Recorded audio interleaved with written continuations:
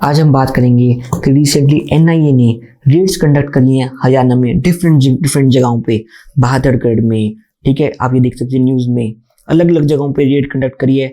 तो अभी हम इसको देखते हैं कि एनआईए का क्या रोल रहता है, कि क्या हुआ क्या है, ठीक है। सिरसा में, झज्जर में, बहादुरगढ़ में, गुड़गांव में बेसिकली वो चाह रहे हैं कि जो ड्रग मनी है, जो एंटी नेशनल एक्टिविटीज़ में यूज़ होता है ड्रग मनी, उसको ब्रेक किया जाए। जो गैंगस्टर और टेररिस्ट का आपस में जो लेन देन है उसको ब्रेक किया जाए। तो ये आप देख सकते हैं, ये एनआईए की ऑफिशियल वेबसाइट का पेज है।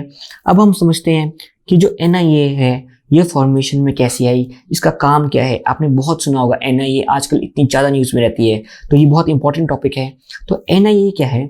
It is a central counter terrorism law enforcement agency of India. इसको आपने याद रखना है कि सेंट्रल लेवल पे एक है।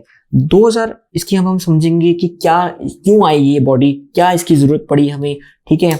तो इसका काम क्या है कि हमने जो संप्रभुता, सुरक्षा और अखंडता को मेंटेन करना है। मतलब हमने सॉवरेनिटी, सिक्योरिटी और इंटीग्रिटी जो है इंडिया की मेंटेन, जो भी इंसान खराब करने की कोशिश करेगा उसके अगेंस्ट, चाहे वो टेररिस्ट एक्टिविटीज में हो, बहुत सारी एक्टिविटीज इसमें लिखी हुई हैं, ठीक है, हाईजैकिंग एक्टिविटीज में, ठीक है, फेक करेंसी नोट्स में, जिससे भी इंटीग्रिटी जो है, सिक्योरिटी को खतरा होता है देश की, उसमें जो है एनआईए रोल करती है। ऐसे आपने रॉ के बारे में सुना होगा, ऐसे सीबीआई भी है, अलग अलग बॉडीज हैं, उनका अलग अलग रोल है। तो एनआईए स्पेसिफिकली एक स्पेशलिस्ट काउंटर टेररिज्म जो एक्टिविटीज है उससे रिलेटेड जो है बनाया गया है एनआईए को।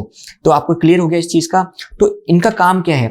जैसे कि अगर कोई हमारे फ्रेंडली रिलेशंस फॉरेन स्टेट्स के साथ, बांग्लादेश के साथ, श्रीलंका के साथ खराब करने की कोशिश करता है, तब ये रोल आती है।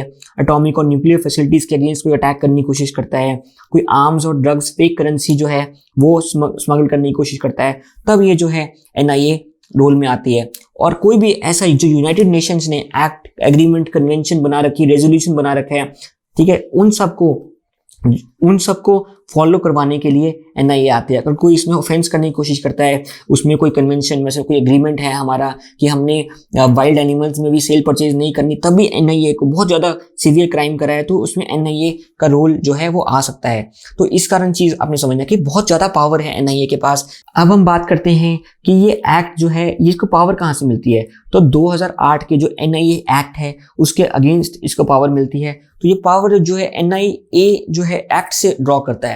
और इसमें आपने एक चीज ध्यान रखनी है कि सीबीआई को क्या है, उसको परमिशन लेनी पड़ती है, जनरल कंसेंट कहते हैं उसको हम, स्टेट से, इसको विदाउट स्पेशल परमिशन। ये आपको याद रखना है कि ये किसी भी स्टेट में घुस सकती है। एनआईए ऐसे पूछने की जरूरत नहीं है स्टेट गवर्नमेंट से कि हम आ रहे हैं, बट सीबीआई ऐसे नहीं कर सकती। सीबीआई में कुछ क्लॉजेज हैं, आप हम सीबीआई के टाइम देखेंगे कि वो उसको कंसेंट के बिना जो है वो नहीं जा सकती स्टेट में। तो अगर रिटन होम मिनिस्टर से उनको रिटन ऑर्डर आ गया कि आप जाओ, तो वो ऑर्डर फॉलो करेंगे, वो ये नहीं दिखेंगे कि कौन सी स्टेट में जा रहे हैं। तो ये एक मेजर फर्क है सीबीआई और एनआईए में, ये आपको याद रखना है, ठीक है। नेक्स्ट हम देखते हैं कि उसका ओरिजिन क्या हुआ। 2008 में जब मुंबई हमला हुआ, 26/11 आपको याद होगा, नवंबर 2008 में जब हमला हुआ, तब जो सेंट्रल गवर्नमेंट है उनको रियलाइज हुआ कि जी हमारे पास एक सेंट्रल ऑर्गेनाइजेशन नहीं है जो इस चीज में स्पेशलाइज करे। बेसिकली जो रिस्पॉन्स है वो डिले हो गया था, ठीक है। एनडीआरएफ अलग आ रही है और बॉडीज अलग आ रही है, आर्मी अलग आ रही है, तो एक सिंक नहीं बन पाया था, स्पेशलिस्ट बॉडी नहीं उनको फीड हुआ कि हमारे पास है। तब ये 2008 में कॉन्स्टिट्यूट की गई और दिसंबर 2008 में पी चिदम्बरम उस टाइम हमारे होम मिनिस्टर होते थे, उन्होंने जो है इसको इंट्रोड्यूस किया और 31 दिसंबर 2008 को एग्जिस्टेंस में आई और 2009 से फंक्शन कर रही है। 447 केस जो है आज तक ये मामले दर्ज कर चुकी है। तो इसकी जुरिस्डिक्शन का है, तो अब इसमें आपने याद रखना है। आपको लगता होगा कि ये सिर्फ इंडिया में अप्लाई होता है, नहीं, ये इंडिया पे अप्लाई होता है और कोई इंडियन सिटीजन कोई भी कंट्री में है तो वहां भी अप्लाई होता है। मेक्सिको हो, किसी भी वर्ल्ड में, किसी भी कंट्री में भी एनआईए एक्ट जो है वो अप्लाई कर दिया है। तो ऐसा नहीं है कि, पर अब ये है कि वहां पे परमिशन लेनी पड़ेगी उनकी गवर्नमेंट की भी, तब ये एक्ट जो है अप्लाई होगा। पर ये है कि ये ऐसा नहीं है कि अप्लाई नहीं होता, कहीं भी जो इंडियन सिटीजन है पूरे वर्ल्ड में वहां पे एनआईए एक्ट है जो वो अप्लाई होता है। कोई गवर्नमेंट में है बंदा, उसके बाद कहीं भी पोस्टेड हो, ऐसा नहीं है कि वो इंडिया में है, चाहे वो यूएस में हो, ठीक है, कहीं भी पोस्टेड हो सकता है ना। जैसे एम्बेसी में पोस्टेड है, यूएस की एम्बेसी में पोस्टेड होते हैं पर्सनल, वो कोई क्राइम कमिट करता है तो उस पर भी एनआईए एक्ट जो है वो लागू होता है। तो कोई शिफ्ट में पर्सन है, मूवमेंट कर रहा है, मर्चेंट नेवी में है, और कोई शेड्यूल ऑफेंस करता है, उस पर भी ये एक्ट लागू होता है। तो आपके मन में आएगा कि शेड्यूल ऑफेंस क्या चीज़ है। शेड्यूल ऑफेंस होते हैं जो ऑफेंसेस इन एक्ट के अंदर आते हैं, जैसे कि explosive substance act, atomic energy act, unlawful activity, UAPA, ये काफी इंपॉर्टेंट एक्ट है, एंटी हाईजैकिंग एक्ट, इन सारे सार कन्वेंशन, काफी सारे जो एक्ट्स हैं, इन सारे, ठीक है, नार्कोटिक ड्रग्स की स्मगलिंग करता है, तो इन सारे एक्ट्स के अंदर कोई ऑफेंस करता है तो उसको जो है वो एनआईए उसको ले सकती है, एनआईए उस पर फिर इन्वेस्टिगेशन कर सकती है। तो एनआईए जो है अब कैसे केस लेती है, कोई भी केस जो एनआईए 3 तरह से ले सकती है। एक, अगर उसको स्टेट गवर्नमेंट रेफर करे कि ये केस जो है एनआईए किसी भी पुलिस स्टेशन में रजिस्टर हो सकता है, और वो सेंट्रल गवर्नमेंट को कह सकती है कि आप जो है ये केस लो, और सेंट्रल गवर्नमेंट फिर डायरेक्ट करेगी एजेंसी को कि आप ये हैंड ओवर करो, और उस टाइम पे जो है स्टेट एजेंसीज वो पूरी हेल्प करेंगी सेंटर की, उसकी एनआईए की। सेंट्रल गवर्नमेंट किसी भी जगह पे कहीं भी शेड्यूल ऑफेंस को कमिट कर सकता है, वो पूछ सकते हैं। और आउटसाइड इंडिया भी जो है सेंट्रल गवर्नमेंट के पास पावर है कि कहीं भी रजिस्टर कर सकते हैं केस, और इन्वेस्टिगेशन की जा सकती है। ठीक है, तो आपने याद रखना है, ऐसा नहीं है कि सिर्फ इंडिया की लिमिट्स में, इंडिया से बाहर भी, ठीक है, कहीं भी हुआ है, ठीक है, it can directly register the case, तभी रजिस्टर किया जा सकता है केस। और सैंक्शन जो है, अगर यूपा का एक्ट लगाते हैं तो उनसे प्रायर सैंक्शन जो है सेंट्रल गवर्नमेंट का लेना पड़ेगा, तभी जो है ये उसके बाद एक्ट लगा सकते हैं यूपा वाला।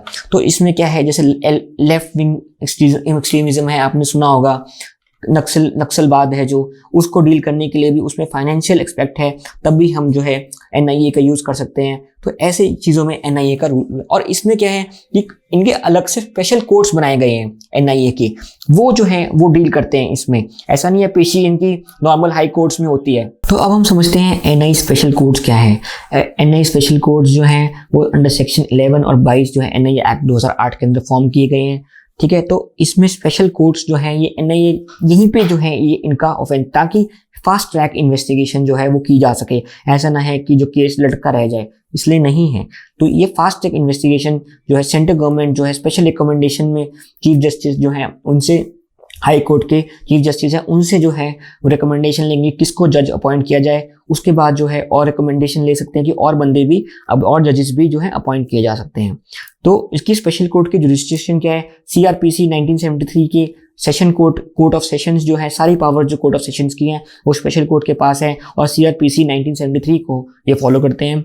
ठीक है, और क्या बोलते हैं, सेंट्रल गवर्नमेंट कोई भी क्वेश्चन राइज होता है जुरिस्डिक्शन का, तो उसमें सेंट्रल गवर्नमेंट का रोल फाइनल है कि सेंट्रल गवर्नमेंट ने कह दिया कि इसकी कोर्ट की जुरिस्डिक्शन यहाँ पे है तो है, नहीं है तो नहीं है। ठीक है, और इसके बाद सुप्रीम कोर्ट भी ट्रांसफर कर सकता है स्पेशल कोर्ट को, कि किसी भी स्टेट में या किसी और स्टेट में भी ट्रांसफर कर सकते हैं। मान लो कोई सेंसिटिव केस है, उन्हें लगता है कि यहाँ पे, जैसे मान लो अतीक अहमद का केस यूपी में था, तो वो कोशिश हो सकते हैं कि इसको गांधीनगर, जैसे उसको गांधीनगर जेल शिफ्ट कर दिया तो उसको गांधीनगर शिफ्ट कर सकते हैं, केस को गांधीनगर स्पेशल कोर्ट में शिफ्ट कर सकते हैं, ताकि इन्फ्लुएंस वहां पे लोकल लोगों का इन्फ्लुएंस कम हो जाए। ऐसी हाई कोर्ट भी है अपनी स्टेट के अंदर जो है कहीं भी ट्रांसफर कर सकती है, कोई एक स्पेशल कोर्ट से दूसरे स्पेशल कोर्ट में ट्रांसफर किया जा सकता है केस। आगे क्या है कि अभी रिसेंटली 2019 में अमेंडमेंट हुई एनआईए एक्ट में। उससे पहले क्या होता था, मैंने आपको अभी पहले सिर्फ विद इन इंडिया था, अब क्या है आउटसाइड इंडिया भी अमेंडमेंट, अब आउटसाइड अमेंडमेंट के बाद आउटसाइड इंडिया भी जो है ये एक्ट चला गया। ठीक है, ये आपने समझ लिया। अब ऑफेंसेस आउटसाइड इंडिया में भी एप्लीकेबल हो गया। नेक्स्ट जो है यह समझ आ गया आपको, अमेंडेड एक्ट जो है अब आउटसाइड इंडिया में भी एप्लीकेबल हो गया, पहले सिर्फ विद इन इंडिया था। तो ये आपको मैंने पॉइंट समझा दिया। सेकंड, इसमें और जो है human trafficking, count bank notes, cyber terrorism, जो नई नई चीजें चेंज होती जा रही हैं वो भी हम ऐड करते जा रहे हैं। साइबर टेररिज्म की चीज है, जैसे अभी रिसेंटली एम्स में अटैक हो गया था। ठीक है, साइबर टेररिज्म का अटैक था वो। Offences under the explosive substances act, उसमें क्या हुआ था कि एम्स में बहुत लोग, मिनिस्टर्स, बहुत लोगों का सेंसिटिव डाटा, उनकी फिजिकल हेल्थ का डाटा वो चुरा लिया गया, उसको बंद कर दिया गया। तो साइबर टेररिज्म के अटैक भी होने लगे हैं। तो ये सारे जो है स्कोप बढ़ा दिया है लॉ का एनआई एक्ट 2019 की अमेंडमेंट ने। अब पहले क्या होता था कि स्पेशल कोर्ट्स ही होते थे, अब क्या है कि किसी सेशन कोर्ट को, डिस्ट्रिक्ट सेशन कोर्ट जो होते हैं वहां पे उसको भी डेजिग्नेट किया जा सकता है एज ए स्पेशल कोर्ट। ठीक है, सेंट्रल गवर्नमेंट जो है वो चाहे तो किसी भी कोर्ट को, सेशन कोर्ट को as a NIA special court designate कर सकती है, और स्टेट गवर्नमेंट भी डेजिग्नेट कर सकती है एज सेशन कोर्ट को एज अ स्पेशल कोर्ट। ठीक है, डिस्ट्रिक्ट सेशन को एज अ स्पेशल कोर्ट। तो आपको समझ आया होगा, अभी हमने पूरा डिस्कस किया कि एनआईए की क्या इंपॉर्टेंस है, क्या रिलेवेंस है, क्या क्या इसके पास पावर्स हैं। तो अब आपके पास क्वेश्चन आ सकता है ये कि role and significance of NIA in combating terrorism and ensuring national security in India. तो जो पॉइंट्स हमने डिस्कस किए, चाहे स्पेशल कोर्ट्स के, चाहे उनके पास कौन कौन सी पावर्स हैं, कौन से एक्ट 2008 के एक्ट से पावर ड्रॉ करता है, तो आपको समझ आया होगा। ये सब चीज़ें आपने इस आंसर में लिखनी है। तो होप आपको समझ आया होगा और इस क्वेश्चन को आप ट्राई करें खुद से, तब आपको और क्लैरिटी मिलेगी। Thank you very much for discussion.